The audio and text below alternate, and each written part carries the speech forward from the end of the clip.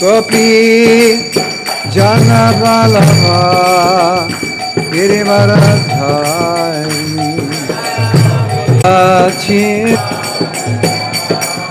Jaya Radha Madhava Kunja Vihari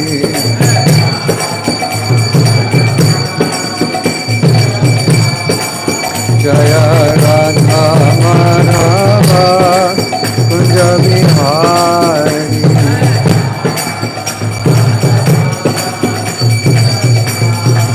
Jaya Radha Madhava Kunja Vihari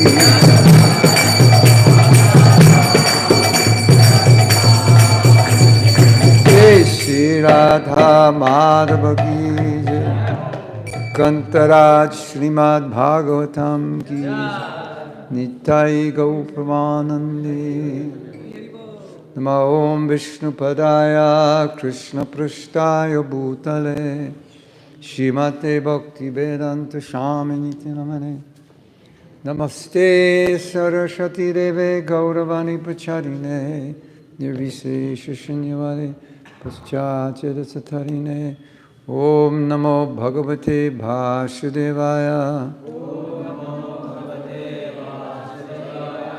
Om Namo Bhagavate Vasudevaya Om Namo Bhagavate Vasudevaya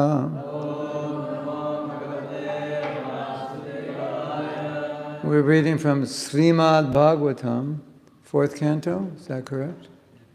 4 what? 427 or something? 417. And what's the verse? 29 or something?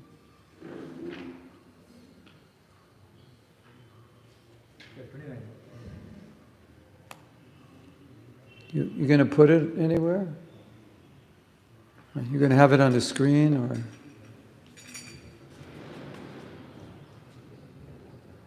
I'll begin chanting, maybe. Maybe you can chant with me. Dharo vacha nama parasmai purushaya mayaya vinyashta nana tanave gunatmane Namaha Sarupanubhavena Nirdhuta Dravya Kriya Karaka Vibramormaye Dharovacha Nama Parasmai Purushaya Mayaya Parastai Shayama Vinyashtanana Tanave Gunatmane Namasarupanubhavena Nirdhuta Dravya Kriya Karta Vibramormaye Dharo vacha nama parasmai purushaya mayaya Vinyashtanana tanave gunatmane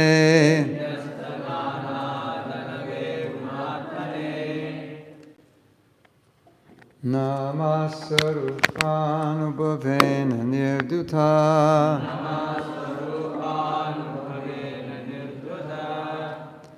Namasarup. Where am I? 4th line. Dravya kriya karaka vibramamaye. Is this magnetic?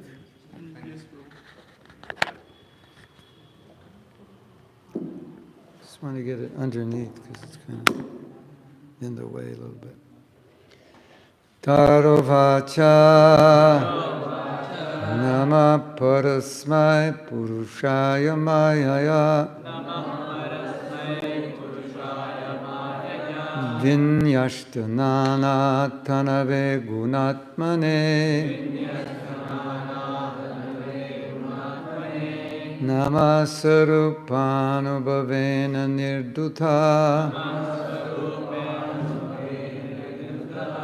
Dravya Kriya Karaka Vibramormaye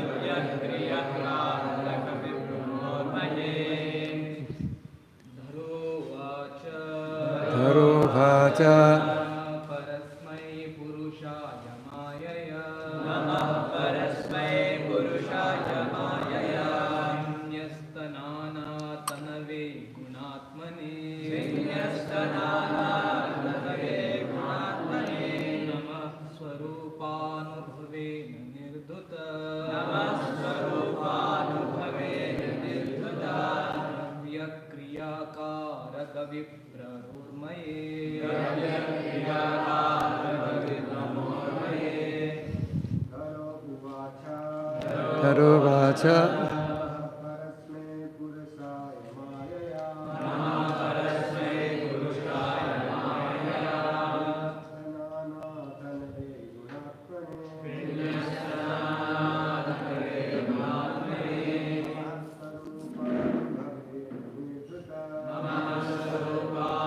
Namah Swarupanubhave Nirduta Namah Swarupanubhave Nirduta Kriyakaraka Vibramormaye Dravya Kriya Karaka Vibramormaye.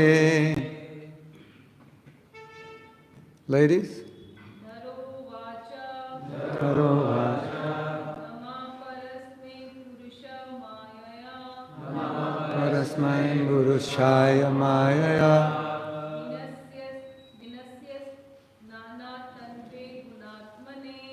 Nastanana Tanave Gunatmane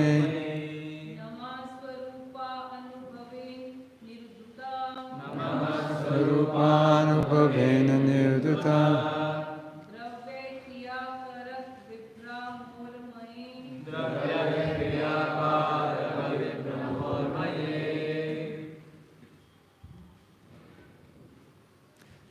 Word meanings. Dhara, the planet Earth. Uvacha, said. Namaha, I offer my obeisances. Parasmai, unto the transcendent.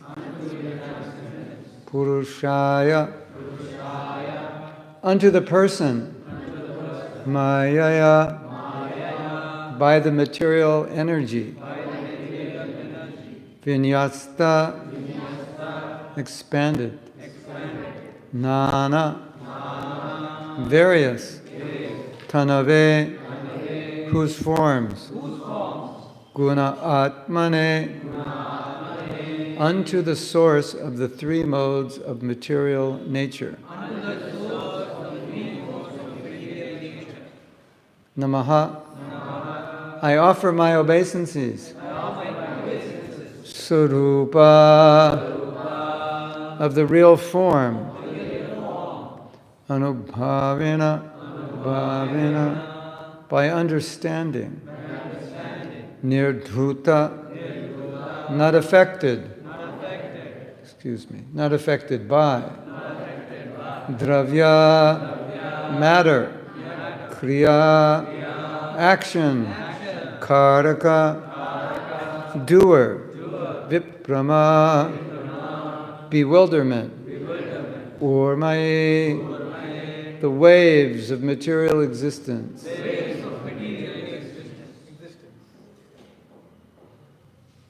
Translation. The planet Earth spoke, "My dear Lord, O Supreme Personality of Godhead, you are transcendental in your position, and by your material energy you have expanded yourself in various forms and species of life through the interaction of the three modes of material nature. Unlike some other masters you always remain in your transcendental position and are not affected by the material creation, which is subject to different material interactions. Consequently, you are not bewildered by material activities. It's interesting how when we read these prayers, different prayers like this in the Bhagavatam, and the prayers are actually like a philosophy class. Isn't that interesting? And you know, sometimes we say the gopis are simple village girls, but you might read a prayer where they're explaining how Krishna is, you know, the Supreme Lord, and the difference between the spiritual and material. You know, it's a bit analytical, and it's, you know, some tattva is there. So we see this, it's a form of glorification. You explain the philosophy, but it's glorifying Krishna because the philosophy is that he's God and he's not bewildered by Maya. But it's both a philosophical explanation and a glorification. But it's just interesting how learned everyone is. You know, this is Mother Earth, so all right, it's Mother Earth. But Mother Earth knows all these things. Purport. After King Prithu gave his royal command, the planet Earth in the shape of a cow could understand that the king was a directly empowered incarnation of the Supreme Personality of Godhead. Consequently, the king knew everything past, present, and future. Thus, there was no possibility of the earth cheating him. The earth was accused of hiding the seeds of all herbs and grains. And therefore, she is preparing to explain how the seeds of these herbs and grains can again be exposed. The earth knew that the king was very angry with her. And she realized that unless she pacified his anger, there was no possibility of placing a positive program before him. He wanted to kill her, right? Yes, we're past that already. Yeah. If you are not merciful, if you're not compassionate, you don't deserve to live. Wow. Wouldn't that be interesting if Modi decided to kill everyone who wasn't compassionate? You're not a human being if you're not compassionate. So we'll kill you. You're wasting oxygen. You know, let other people get it. Therefore, in the beginning of her speech, she very humbly presents herself as a part and parcel of the Supreme Personality of Godhead's body. She submits that the various bodily forms manifest in the physical world are but different parts and parcels of the supreme gigantic body. It is said that the lower planetary systems are parts and parcels of the legs of the Lord, whereas the upper planetary systems are parts and parcels of the Lord's head. The Lord creates this material world by his external energy. But this external energy is in one sense not different from him. Yet at the same time, the Lord is not directly manifest in the external energy, but is always situated in the spiritual energy. As stated in Bhagavad Gita, chapter 9, verse 10, Mayadhyakshena prakriti. Material nature is working under the direction of the Lord. Therefore, the Lord is not unattached to the external energy. And he is addressed in this verse as Guna Atma, the source of the three modes of material nature. As stated in Bhagavad Gita, chapter 13, text 15, Nirgunam Guna Bhakti Cha. Although the Lord is not attached to the external energy, he is nonetheless the master of it. The philosophy of Lord Chaitanya, upholding that the Lord is simultaneously one with and different from his creation, achintya bheda tattva, is very easily understandable in this connection. The planet Earth explains that although the Lord is attached to the external energy, he is nirdhuta. He is completely free from the activities of the external energy. The Lord is always situated in his internal energy. Therefore, in this verse it is stated, Surupa Anubhavena. The Lord remains completely in his internal potency, and yet has full knowledge of the external energy as well as the internal energy, just as his devotee remains always in a transcendental position, keeping himself in the service of the Lord without being attached to the material body. It would really be strange, don't you think, if the devotee was transcendental but Krishna wasn't? Sometimes Prabhupada makes that point. You say Krishna is material or is temporary, whatever, and say his devotees are transcendental. How do they become transcendental? Because they're meditating on him, and if he's not transcendental, how would they become transcendental?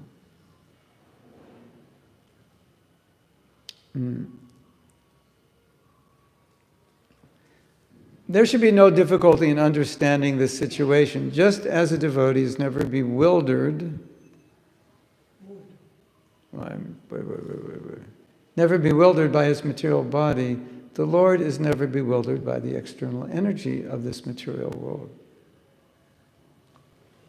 A devotee is not hampered by the material body, although he is situated in a physical body that runs according to so many material conditions, just as there are 5 kinds of air functioning within the body, and so many organs, the hands, legs, tongue, genitals, rectum, etc., all working differently.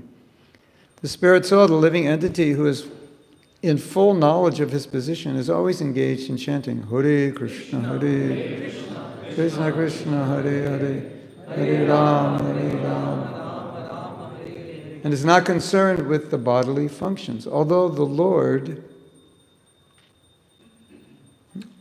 is connected with the material world, he is always situated in his spiritual energy and is always unattached to the functions of the material world.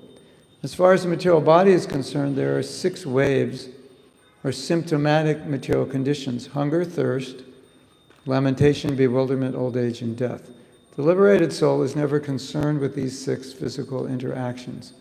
The Supreme Personality of Godhead, being the all-powerful master of all the energies, has some connection with the external energy, but he is always free from the interactions of the external energy in the material world. Let's read the verse again. The planet Earth spoke, "My dear Lord, O Supreme Personality of Godhead, you are transcendental in your position, and by your material energy you have expanded yourself in various forms and species of life throughout the interaction of the 3 modes of material nature.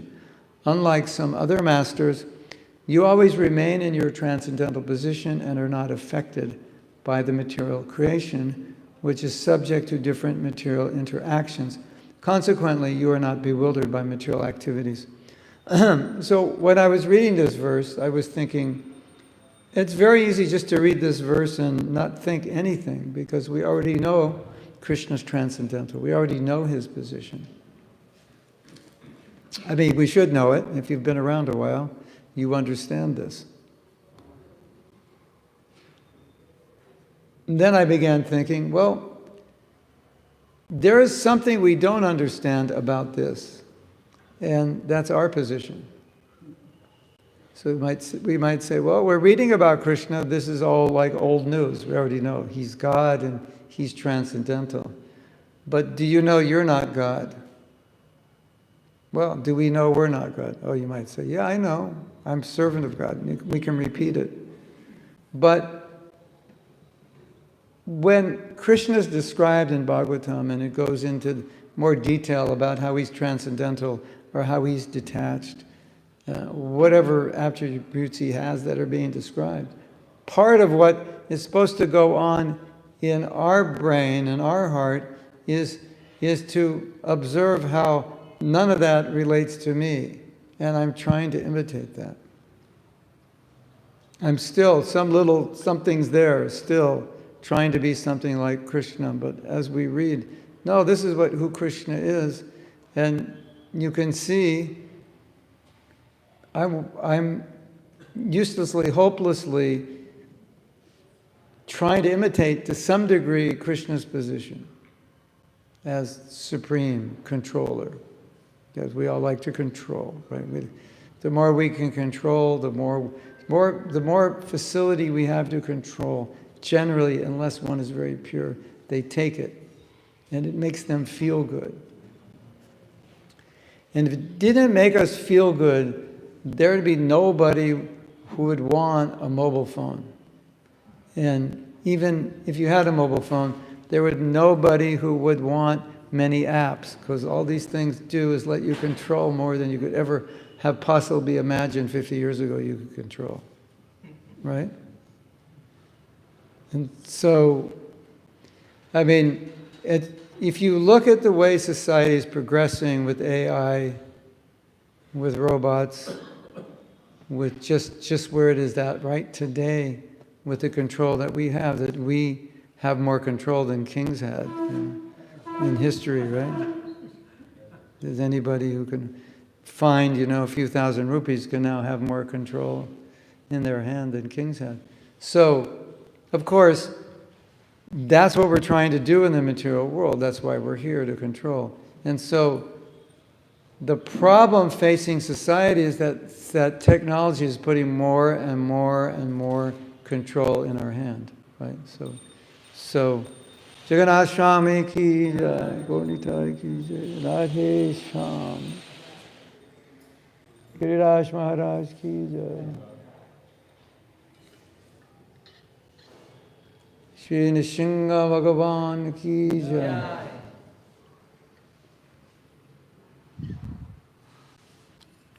So, wait a few years, and basically, you can just say something to your phone, and something in your house will get done. Clean the toilet. Some apparatus will clean it. Bake a potato. You come home, or cook a potato. You come home, it's cooked, right? Or, I'm coming home. I'm walking to the door. Open it, right? So that's coming, right? We already have that to some degree. New appliances are all Bluetooth and, whatever. So it's just, going like this to just talking it. It's like the technology is already there, right? Wait till the technology comes where you think it. You just think the baked potato and it's done. Do you think that's going to be a problem? Yes.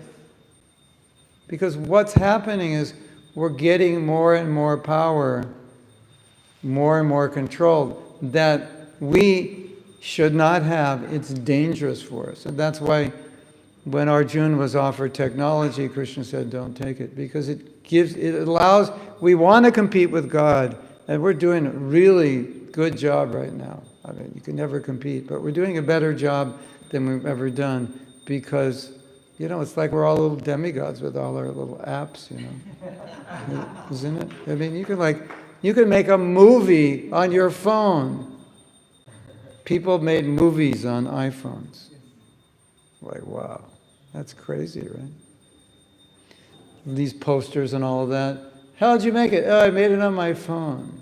Like, 30 years ago, it would cost you 5,000 rupees, 10,000 rupees to get someone to do that. You're making it on your phone. So look at where things are going. It's giving us more and more control. It's just going to continue that way, right? Of course, yogis have more control. But this is for gross materialists who don't have that Shakti. And so we're reading about Krishna, and Krishna is the supreme controller. Yeah, I know that. He's transcendental to material energy. Yeah, I know that. He's one and different from his material energy. Yeah, I know that. He's never entangled in his material energy. Yeah, I know that. He just acts like ordinary person, set an example. Yeah, I know that. But do you know that you're not him? Do you know that you're competing with him? That's why, that's what we should notice when we're reading all about, at least one of the things we should notice when we're reading about Krishna's activities, is how different he is from us. Just like we read about Krishna's activities in Braj Leela, specifically the activities with the gopis, right? And so we know that those who are not trained or those who are not pure, when they read those activities, they want to imitate Krishna.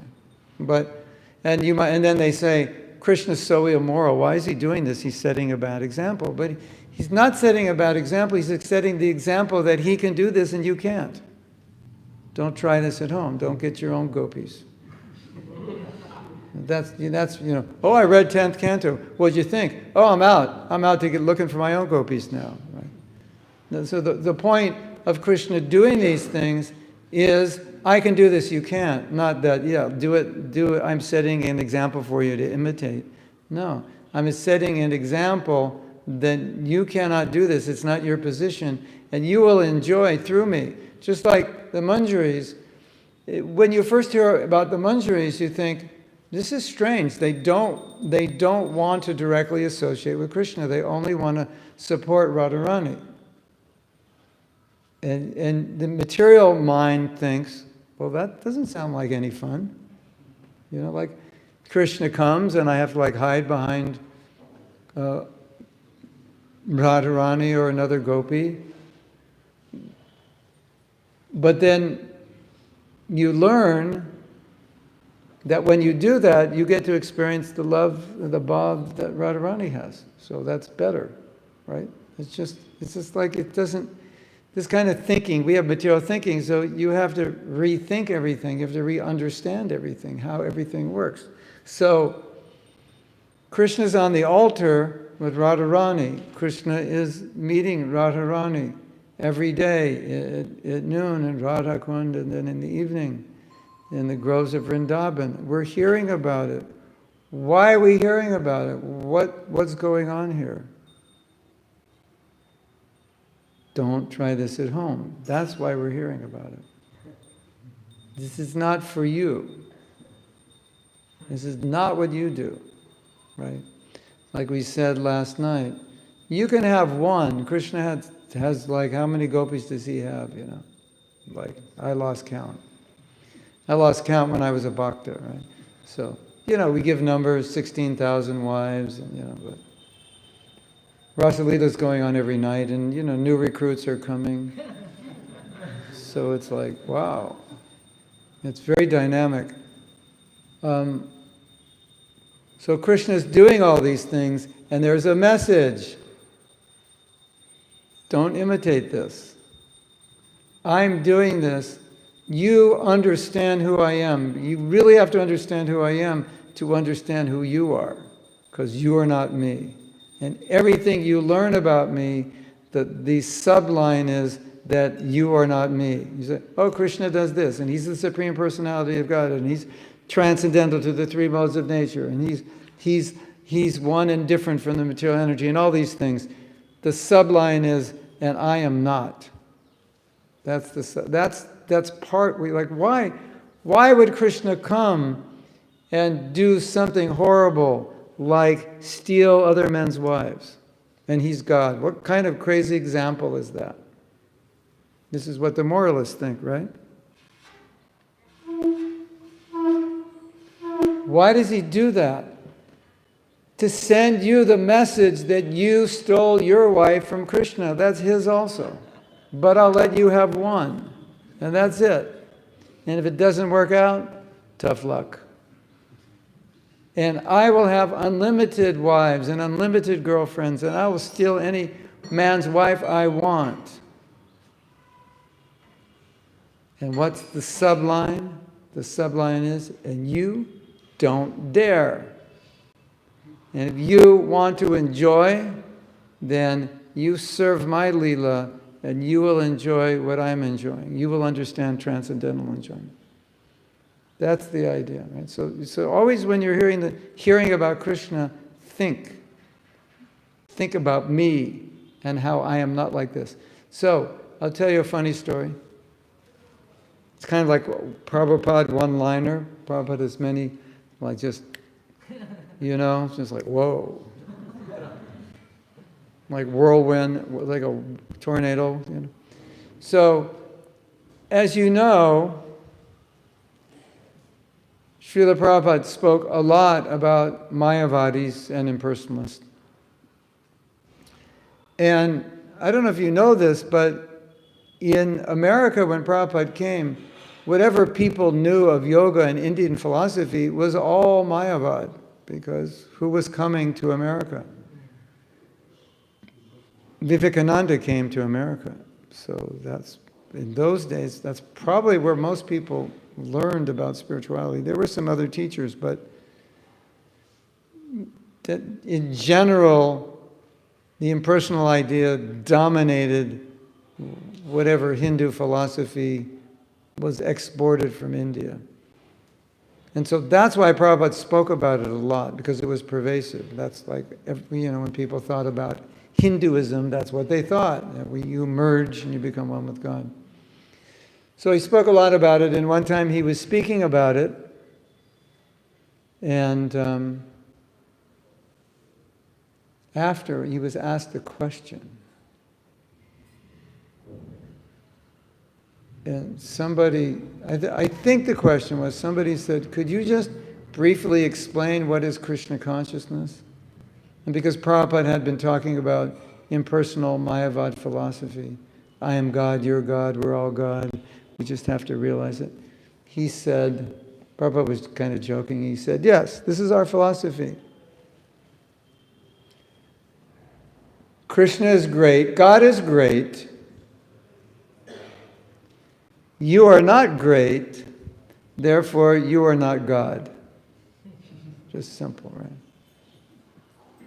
That's it. That's our philosophy. Could you explain Krishna consciousness in 3 sentences or less? Yes. God is great, you are not great, and people will feel offended, of course. And therefore you are not God. Yeah. So that's the whole point I'm trying to make. God is great. How great is He? Read about how great He is to understand you are not that great yourself. You are not that God. Hare Krishna. So,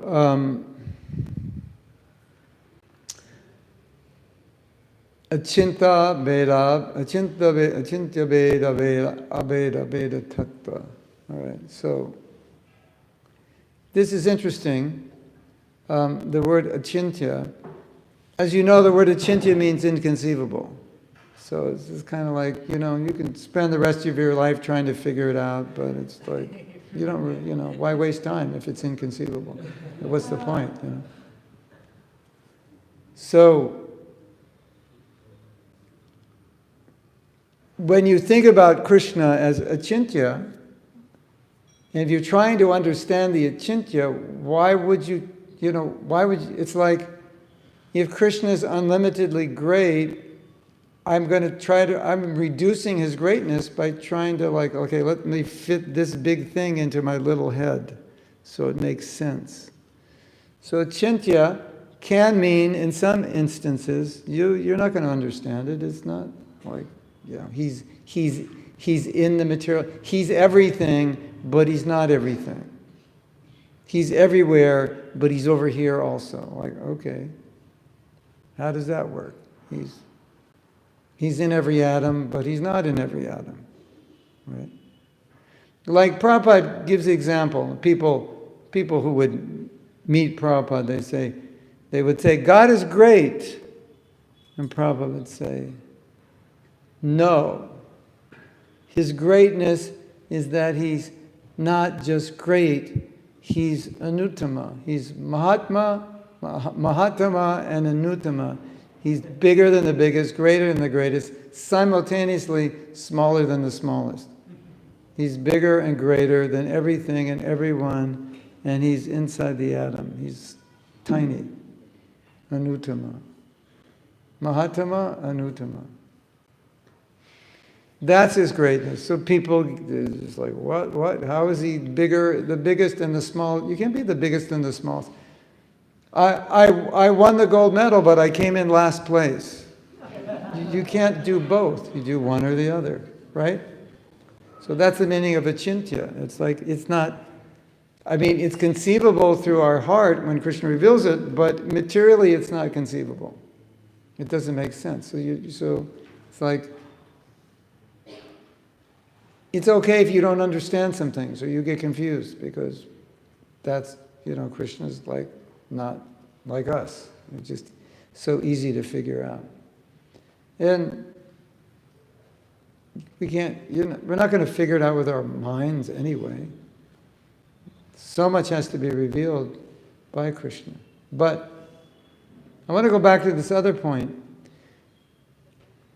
I often think that we don't realize how much we're trying to be Krishna, because we're devotees and we serve Krishna all day, so we just think, I'm not trying to be like Krishna. I'm trying to serve him. Every desire, every thought, everything in your heart which pushes you in some way to think or act towards personal enjoyment is a desire to be Krishna. It's like, well, I thought desire to be Krishna was Mayavad, and I'm not a Mayavadi.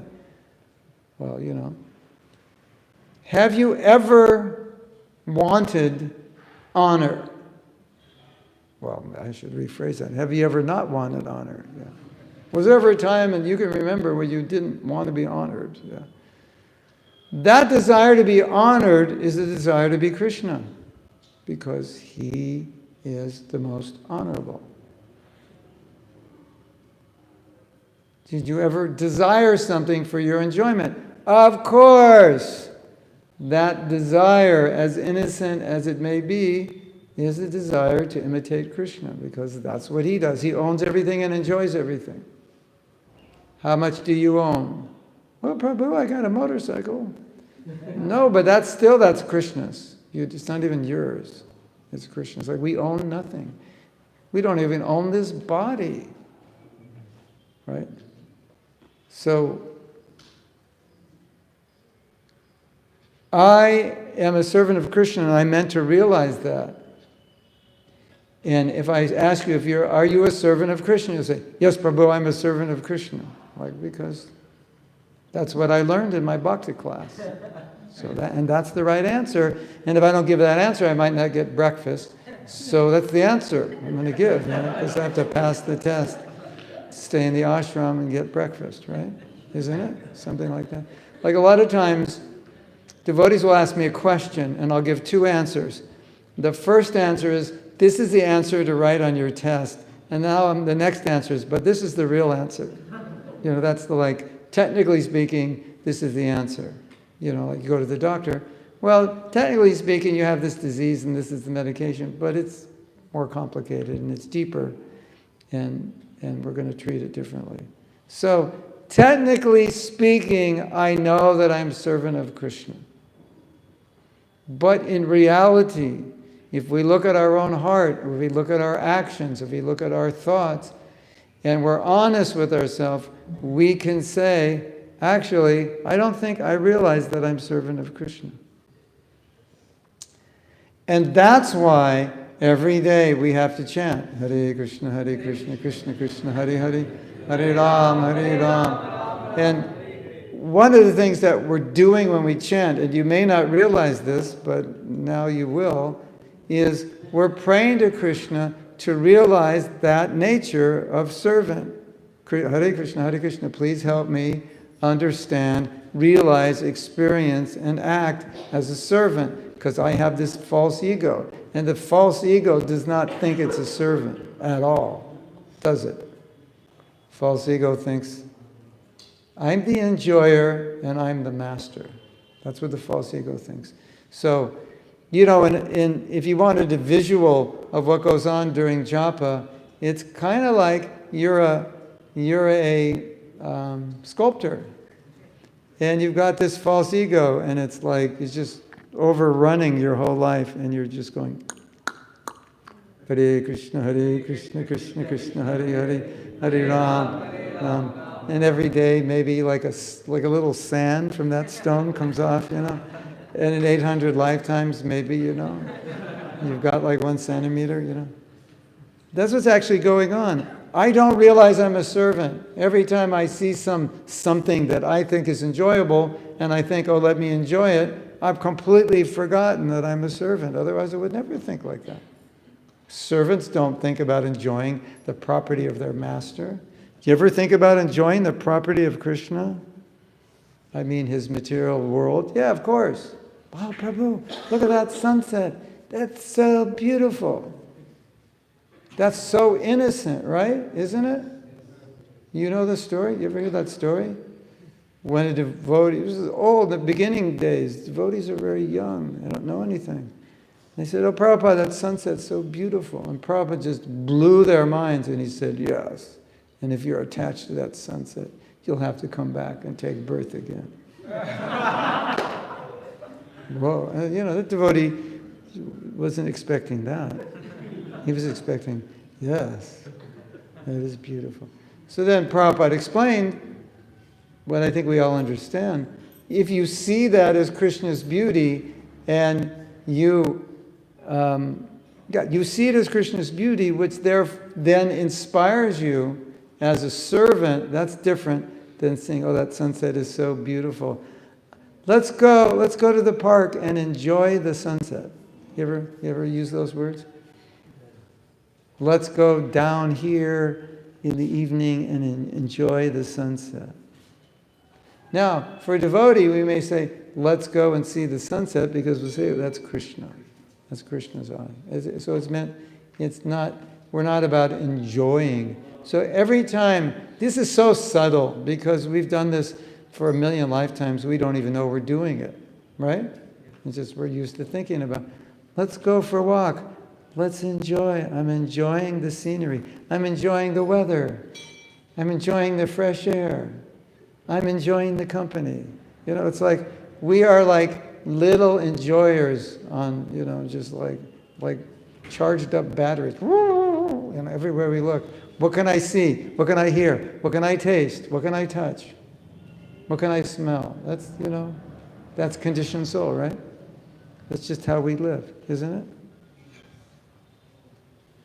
Yes, like if you're in Vrindavan and you're going shopping and you want to smell something, like you can't smell it, this is for Krishna. You're buying everything for Krishna, right? Don't smell it. Like here you go, you want to see if it smells sweet. There. Everything in that city is for Krishna. You can't smell anything like you would do here. So then you realize, oh my God, I'm always thinking about enjoying. Right? So therefore, I'm chanting every day, Hare Krishna, Krishna, please help me realize I am a servant. I am not the center. I'm not a controller. I'm not the enjoyer. You are. I'm meant to help you enjoy. We know this philosophy here, but when you actually look at your conditioning, you realize, I don't really know this. Right? Like sometimes Prabhupada talks about something. This is not palatable to talk about, but I'm going to talk about it anyway, just to make you all more miserable than I've already made you. You know the purport, it must be in the Chaitanya Charitamrita, where Prabhupada's talking about taking Mahaprasad, which Mahaprasad, of course, is powerful and sacred, and taking too much, and that taking of Mahaprasad is just sense gratification. It's not honoring prasadam, it's sense gratification. Do you know that purport? Any of you read that? It's something like Prabhupada saying, sense gratification in the name of prasad. Right? And now you're all like, oh my God, that just ruined my breakfast. Sense gratification in the name of prasad. So even in taking prasadam, we're supposed to be in the mood of, this is Krishna prasadam, I'm honoring it. I'm not the enjoyer, I'm not the center. Right? Hare Krishna.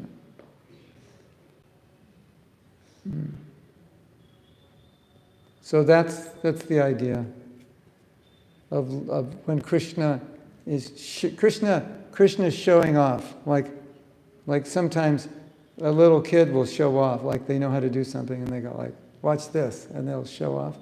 So Krishna's doing that all the time. It's like, watch this. You know, dances on Kaliya, does Ras Leela. He does so many things. Goes in the mouth of demons and throws, you know, he does so many things. But Krishna's kind of like, watch this. And he does it and he's like, you can't do that. Don't even think about it. You are not God. You can't do this. So it's like, watch me do it because I want to show you the difference between me and you. I can do this. You can't.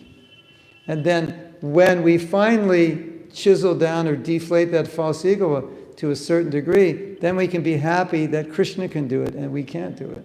So we can be happy that Krishna has lots of girlfriends and happy that I don't. But until we're purified, we're unhappy that he's got all the girlfriends and not me. Right? We may not think this way consciously, but deep down inside, somewhere, that's what it means to be a conditioned soul. Okay, so we can stop there. And do you have any comments or questions?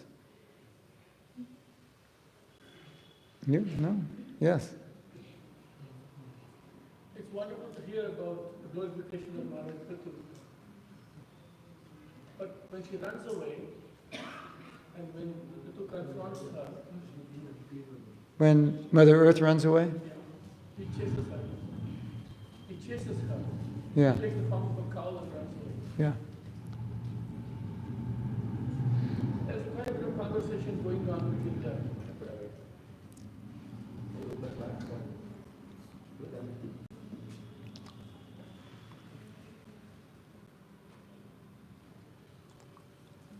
From a general people point of view, the Mother Earth has a statement saying that why should I give all the facilities to people who are demons practically? Yes. Therefore I am not giving. Yes. And before that a point comes, Pitu says, why you people are glorifying me? I have not done anything. Yes. Let me do something first before you glorify me like this. Yes. That goes before this. So right after that, saying I have not done anything to glorify me, right after that he chases her, saying I'm going to cut you into pieces. Without asking her, what's your problem? He didn't ask her, what's your problem? He said, I'm going to cut you into pieces because you have not provided and people are hungry. She didn't have a chance to say anything to him. Then she says, I don't want to give to this chori booth, that means these thieves and rascals. Mm-hmm. And so far he has not done anything to correct the situation because in Vena's time things were really bad. And he came to correct the situation and he hasn't done anything to correct it. And when she says, I don't want to give, he really goes tough on her. I don't quite see in a scene-to-scene way. In general, I understand from this verse. He's beyond the modes and he's everything. Fine.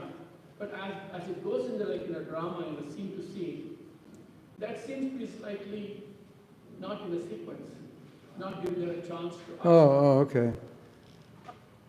I thought, I haven't read the story in a while. I'll make an assumption here that he assumes that she knows what her duty is. So he doesn't have to tell her. You know, so she's not doing her duty. She's refusing to do something that... She gave an explanation. Yeah, after he caught her, right? She gave the explanation, not before. Right?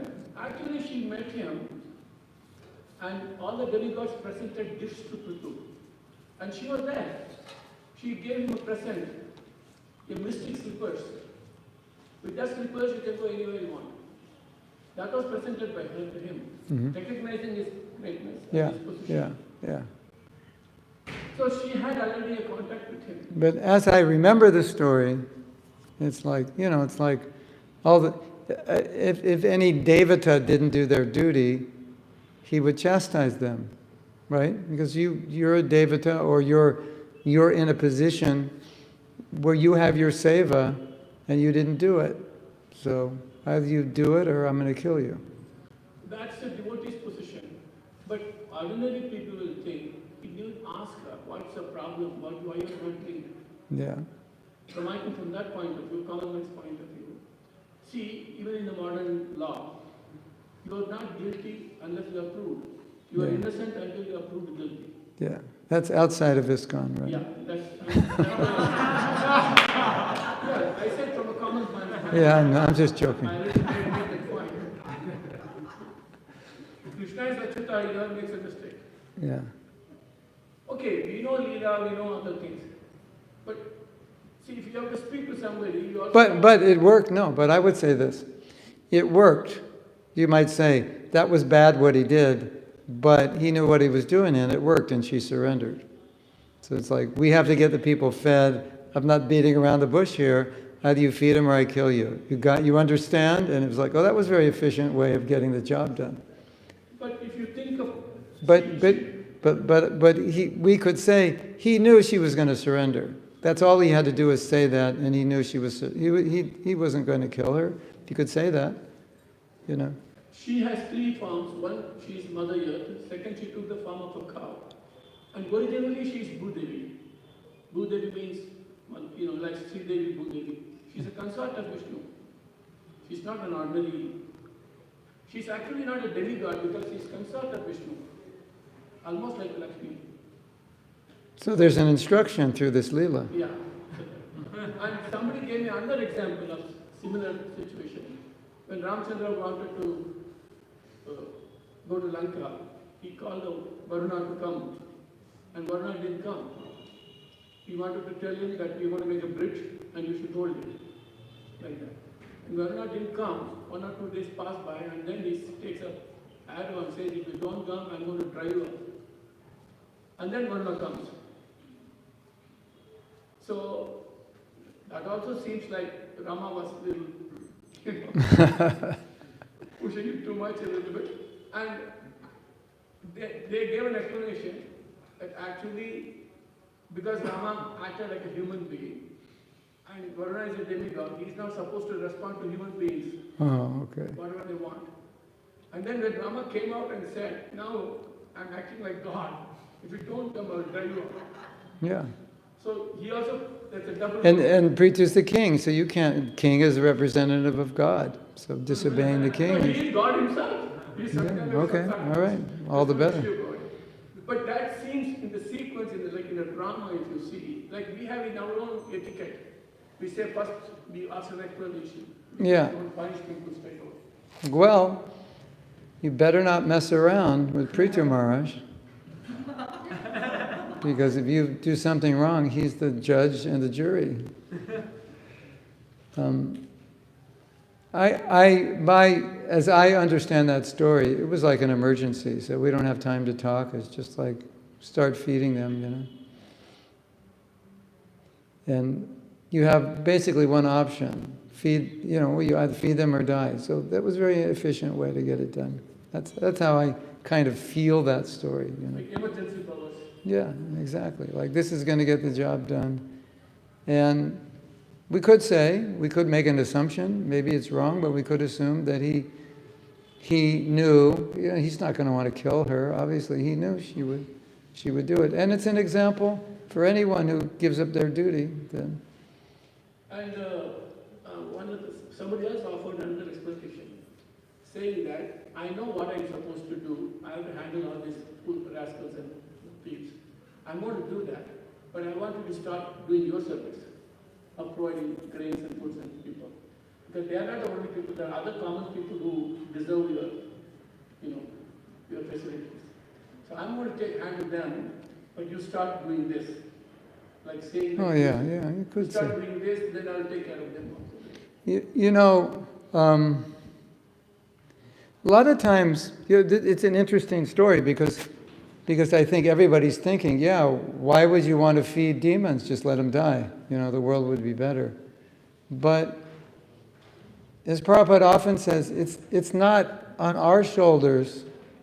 That's their karma. So we don't play God. So we don't go out in the street and say, you're not devotees, you deserve to die, and we're going to destroy all of you. No, everyone has their karma. You leave them. And, as a leader, you have to take care of people. That's your duty. You read in the Bhagavatam, one of the things that is so interesting in the Bhagavatam, it's how Prabhupada talks about politics. Like, if we were in charge of the world, what would we do?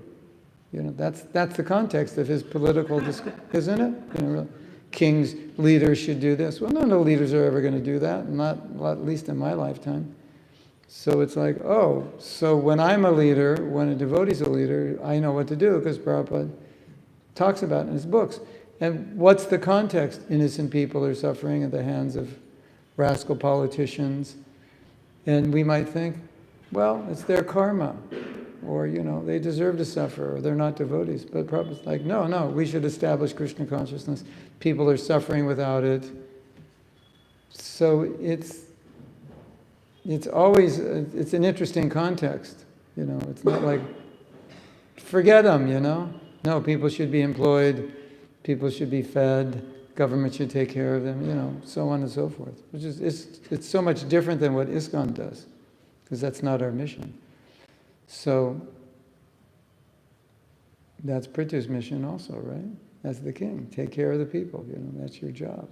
And then gradually, like you're saying, we'll save all the people, then we'll educate them, like that. Just feed them, feed them, I'll take care of them. Don't worry about it, like that. Yeah, why not?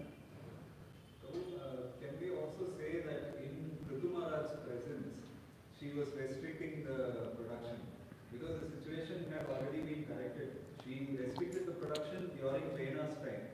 But Prithu Maharaj had come and she knew, Prabhu was saying that she offered those mystical sandals. So she already knew the position of Prithu Maharaj as a supreme personality. And still she was restricting production in his presence. She knew who Prithu was. Yeah. We can interpret it differently. I always felt, I related to her. Because I think that, it's like the doctor, The police finally caught, the biggest criminal that ever lived, and he's got a bullet in him, and if you just don't take the bullet out in the next hour, he's dead. And this man has made the lives of hundreds of thousands of people miserable. So why would I want to pull the bullet out? But it's your duty as a doctor to save him, right? Isn't it? And so when I first read the story of Mother Bhumi not wanting to feed people, I totally related. I said, yeah, why would you want to feed a bunch of people who are ruining the world and so, but There are innocent people also, apart from the thieves. Yeah, that's there also. They Yeah, have to be taken care of. that's true. That's They true. are complaining. Yeah, so you got to. The rain falls on the ocean and falls on the earth. You got to take care of everybody. And like we're saying, at least if they're alive, you can educate them. But there's so many things you can extract from the story. But isn't the story focused on the glories of Maharaj Prithu and his strength and his dharma? And it's like, wow, he's taking responsibility. And even, he's taking so much responsibility for the people that even Mother Earth disobeys him. He's willing to kill her because it's a dharmic. In his mind, what she's doing is a dharmic. And we have to establish dharma at any cost. And we'll, that's the way I've always understood it. But I'm on Bhumi's side a lot because I feel that way all the time. Because the world is, you just go out there and look at what people are doing, and it's like, if you weren't alive, I think the world would be a lot better. Like about, 5.5 billion of you weren't here, or 6 billion, and leave a few million left. We could start over and make a better world. So I think we can relate to Bhumi, no?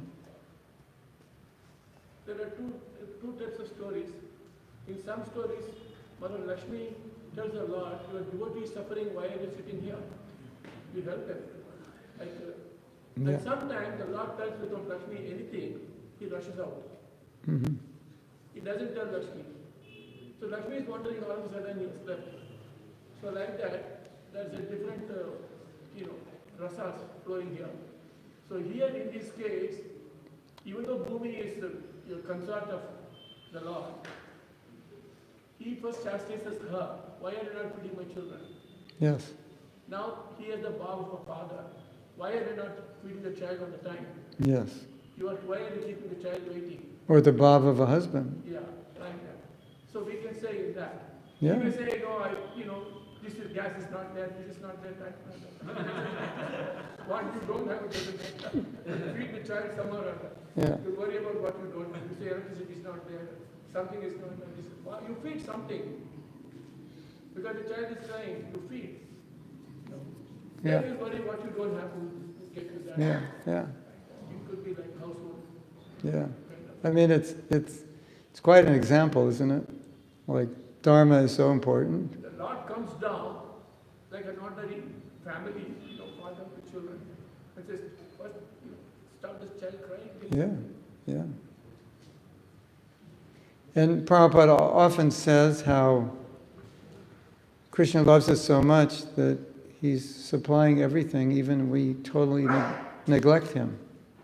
So it's kind of like, if Krishna's doing that, certainly Prita Maharaj wants to, continue, right? And who's Bhumi to interfere with that? Well, actually, his anger is a reflection of his affection for the people. Yeah, exactly. Because he sees their suffering. Yeah. So that makes him act as if he's Yeah, angry. exactly. It has nothing to do with Mother Cow as such. Yeah, yeah, right. As a consequence, he's upset with her. But he's angry when Dharma is broken, which is, Kshatriya is angry when Dharma is broken. When irreligion arises, he's angry. So he might be angry at the people he's fighting. He doesn't really hate them, he hates a Dharma. And they represent a Dharma. So he's fighting them. But, when the sun sets, they're eating dinner together. Right? So it's like, how does that make sense? You're eating dinner with the people you tried to kill a few hours ago. But you're really trying to kill a Dharma. And they represent it. I've got nothing against you, you're a nice guy, we can play chess tonight. But you're representing a Dharma. So, as long as you're representing a Dharma, I'm against a Dharma. So I'll kill you.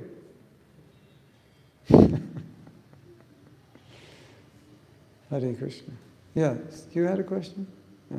Yes. Adharma. Adharmasya. Yes.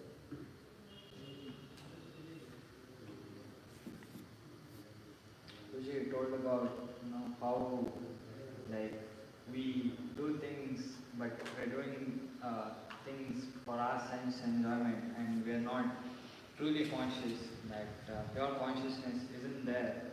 So, but being a neophyte, how do I come up to that consciousness? Yeah. Every morning,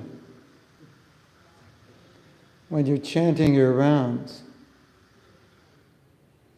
you're begging to Krishna, please help me understand and realize that I'm a servant.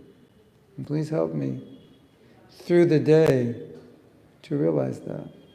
Just to have some understanding and some vision and some desire to be a servant. And it's important to be conscious of what the process of Krishna consciousness is meant to do. And that's what it's meant to do. Reestablish us in our position as servant. So, when you realize how deeply ingrained the mentality of enjoyer is, and how I may intellectually understand I'm a servant, and I may even engage in service, even while I still think I'm an enjoyer. Because then I'll end up trying to enjoy the service. You ever done that? Do devotional service and try to enjoy it? Like, this is for Krishna, I'm just going to imitate Krishna while I'm serving him. It's like a real paradox. So as you become conscious of this, and you realize how deeply rooted it is, it really should cause your japa to be more intense, because you realize how much you need the holy name, and how important it is to realize I'm a servant, and how difficult it can be, because the enjoying spirit's so subtle. So every morning I'm just praying, Krishna, help me realize I'm a servant. We say, oh Krishna, please engage me in your service, but it also means, please help me realize that I am a servant. Otherwise, how would I engage in his service? We were joking the other day, I think maybe here, how you're chanting japa, and while you're chanting japa, you want to get honored. You want other people to like notice you. It's like, what's that all about? You know, this is the Yuga Dharma. This is the way I become purified, and I'm doing the Yuga Dharma hoping to get some honor for it. That's how deep the desire to enjoy is. It's like, you know, I'm doing devotional service, but I'm trying to get side benefits. Maybe I'll get, you know, upward mobility with it. I'll get the maha. I'll get my own room. I'll get more honor, you know, whatever. Right? It's not you have to kill yourself because you feel that way. It's just recognizing that's where we're coming from. And therefore, how much I need to take shelter of the holy name to purify that and take shelter of all the processes of bhakti. And then also, the more you understand this, the easier it is to see it and catch yourself when you start going in that direction. And the more you see it, the more it empowers your japa, because you realize how much I need the holy name. Because, you know, maybe before you came to this class, you were thinking you were bad. Now you're thinking, wow, I'm much worse than I thought I was. But that's good, because now you realize, you know, I think I need the holy name more than I thought I did. You know, I thought I could get by with a few schnicks and woms, you know. But now I realize, nah, that's not going to work. If I'm going to purify this enjoying spirit, I'm going to need some pretty serious japa. So that's good. Is that all right? Yeah. Is it wrong to enjoy the service you're doing, or is it wrong to try to do that service for honor?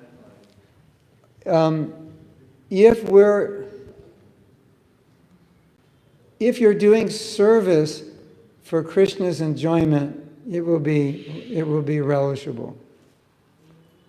Naturally, it will come. So if the happiness is coming as a result of you trying to please Guru and Krishna, that's just His mercy, that because you're actually experiencing some ananda, which is transcendental. So that's good. Because that experience of ananda purifies the enjoying spirit. So there's nothing wrong with it. But if you're enjoying sense gratification through service, then it's a paradox. Because the goal of service is that Krishna his sense gratification will be multiplied, not mine, right? So, we have kirtan and it was enjoyable. That's great, as long as you don't think you're the enjoyer. As long as you're not putting yourself in Krishna's position. Oh, I'm going to lead the kirtan and everyone will think I'm great. And so now I'm in the Purusha Bhav doing the kirtan. So I'm not really doing kirtan. I'm just material. It could be, right? So so I could be doing devotional service for my own sense gratification. And then therefore getting some happiness. But that's not the happiness we want. We want to avoid that. I want happiness that comes from pleasing Krishna. Right? Like if you do something nice for Krishna, that makes you happy and you enjoy it. Yeah, that's fantastic. Like you put on a Rath Yatra, you make so much sacrifice, and then it's successful. At the end of the day, you're so happy. And you enjoyed the whole festival. But it was transcendental enjoyment, because a devotee's enjoyment is not... A devotee's enjoyment comes from Krishna being pleased. Then it's that's perfect. That's real enjoyment. Any other enjoyment, it's like cheating. It's kind of like going in the kitchen and just eating. Just picking up something and eating. In the one of the purport, one sentence is there. Prabhupada is saying, Mother Earth was not cheating or something like that. Can you go back to that? Because the sentence, the word uses the word cheating.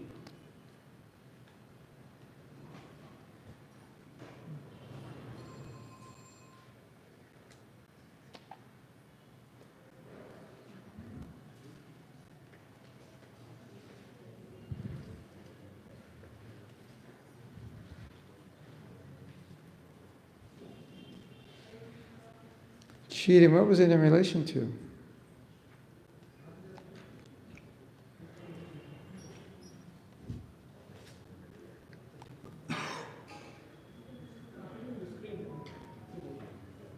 Devotees not hampered by the material body.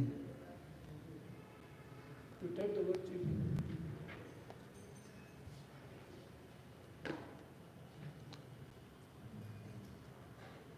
Yeah, thus there was no possibility of the earth's cheating him because he knew everything past, present, and future. So what the idea of using the word cheating? Isn't it referring to Bhumi? After King Prithu gave his royal command, the planet Earth, in the shape of a cow, could understand that the king was directly empowered incarnation of the Supreme Personality of Godhead. Consequently, the king knew everything, past, present, and future. Thus, there was no possibility of the earth's cheating him. But where is the idea of cheating? Well, he's saying, as far as I would understand, he's saying, don't do this, and she's going to she already did it, she knows it's wrong, but she already did it. So she's already kind of trying to cheat him, or she's going to argue and lie or make an excuse or in some way, try to get herself out of this difficulty. You said you're on Bhumi's side many times. Yeah, I am. But I wouldn't think she would want to cheat him. She knows who he is. And But she already. the whole sloka is about who he is. But she already She knows cheated. who he is. She already cheated. I think this is past tense. I think it already happened. So Prabhupada's saying, sounds like he's saying from this point on, you just have to do what he wants because you can't, you acted independently, you can't do that. Just, that's what I would see. Anyone else have anything? Yes. Thank you very much, Prabhu, for very enlightened class about how the mentality of controllership and influencership is so much ingrained that any service we are doing in that also by heart it is there that devotees will recognize us and I will get name, fame and these things. So basically I'm trying to be Krishna, a competitor of Krishna. Yeah, in a subtle, maybe more subtle way than Donald Trump or somebody. So my question was actually the nature of the soul, as some part of it already you answered. The nature of the soul is actually ananda, pleasure seeking, that it is looking for happiness. Now the spiritual happiness are quite above, even though when I'm trying to change japa with that consciousness that Lord please engage me in your service and please give me that strength by which I can realize that I'm your servant. But still that is seeing that platform that actually Krishna is pleased with my services, that is quite high for me. Now that is high, and the nature of the soul is to look always for happiness. Yeah. So what to do in the meantime? Yeah. So Eat more gulab jamuns, you'll be fine.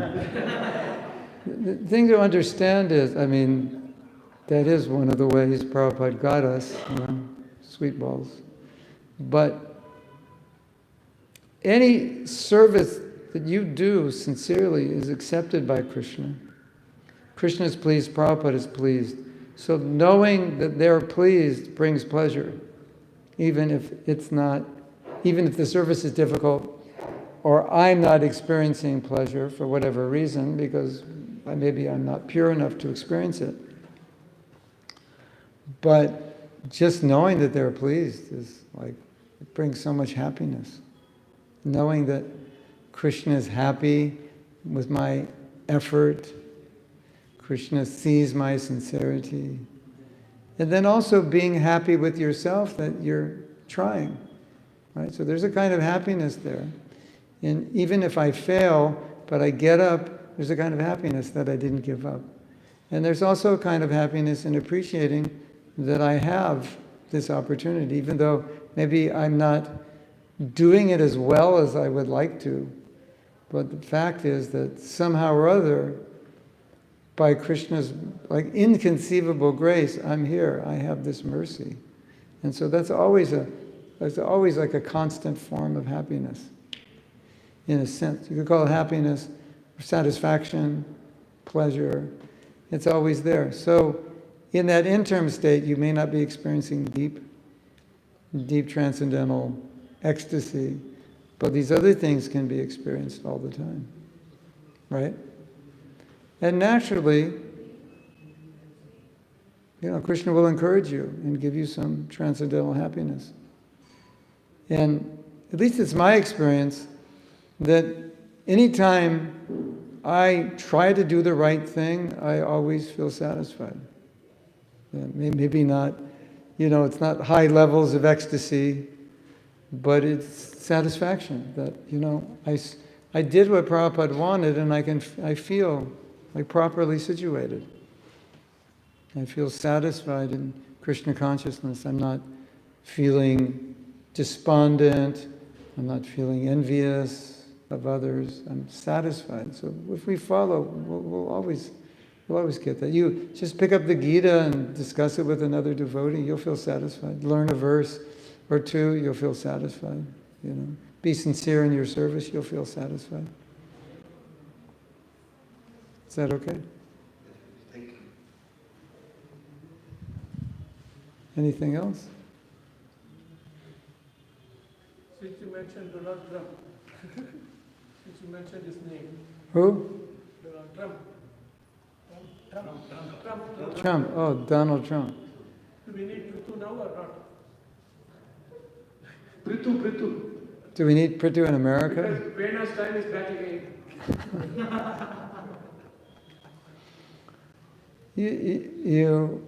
People in America are wondering, saying that we neither want this fellow nor want that fellow. Yeah. And there's no third fellow. So basically we have nobody. Well, that's a kind of a good realization that nobody's qualified. Right, the situation of the superpower. I think Modi should also be president of the U.S. I guess. Start establishing some more tirthas and protect the cows. That would be fantastic. How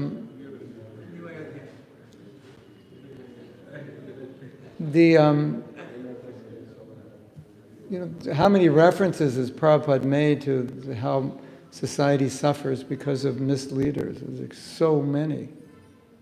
And then Prabhupada, it's interesting, he uses the word innocent people. Like we think, well, if there's karma, nobody's innocent. And he uses the word innocent. Like, innocent people suffer when there are misleaders. Wow. Especially in Kali-yuga, Yeah. they will leave the cities and go to forest. Yeah. Like it up. Run away from because they're being taxed and harassed. They go forest. So we always think, well, every detail of a person's life is a consequence of their karma, and Prabhupada seems to be saying that's not the only thing. It's misleaders, and then, the story, was it Ramchandra Puri? In his hope, because of his offense to Nityananda, everyone in his village suffered. And in the purport, Prabhupada said, or the verse says, just see, for the offense of one person, the whole village suffered. You don't get it's not saying, well, everyone's karma was bad, so they ended up in this village, and then, by divine arrangement, Ramchandra Puri, who lived in the village, would offend, so that you'd all get your karma. It doesn't say that. It just says, you're associated with the karma of this person, you suffer. So it seems like Prabhupada's saying the same thing, bad leader, people suffer, good leader, people will enjoy. Which, in a sense, kind of just subverts the whole philosophy of karma, which then helps us understand that karma is not black and white, the way we like to think it is. And I think that's important. Like one sannyasi was asked, why were children in our movement abused? And he said, it's their karma. And a devotee told me that, and I said, I think it's the neglect of ISKCON. It's the fault of ISKCON. It's not their karma. It's our, I think that's more realistic. Bad leader allowed it, because how could someone being born as devotee have such bad karma? Like, it doesn't make sense. So, these are nuances of karma, and I have a problem with black and white thinking, because I don't see the world as black and white. And so I don't think we get to the truth when we're too black and white, because the truth is nuanced.